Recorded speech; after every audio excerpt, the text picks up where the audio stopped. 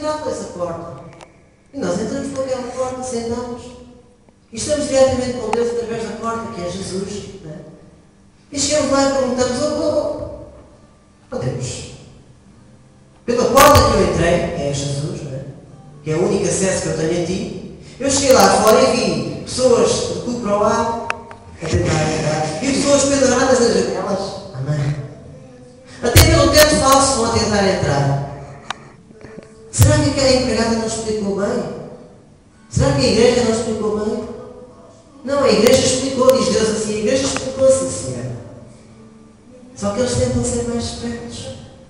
Eles julgam que a palavra de Deus é algo de um bicho de 7 cabeças e não querem entrar pela porta com medo que esteja contaminada, com medo que esteja com, sei lá, dinamite, uma coisa qualquer. Eles pensavam que era assim tão fácil falar com o diretor. Digam-me lá assim, é fácil falar com o diretor. Se for através de Jesus, sou pela porta certa. Amém. Amém? Vamos lá fazer uma palavra para Jesus. Se for pela porta certa, aí nós entramos em Jesus.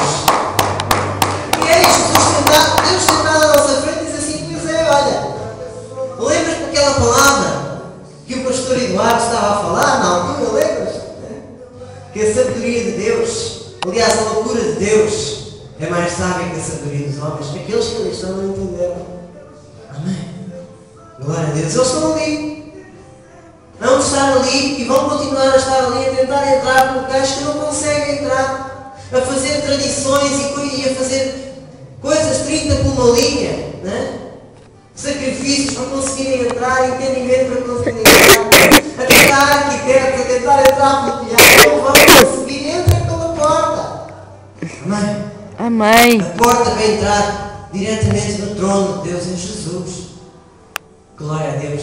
E aqueles que andam a divagar, naquela coisa, andam ali a divagar, nunca conseguem entrar ali porque estão carnais, estão na área carnal, continuam a estar na área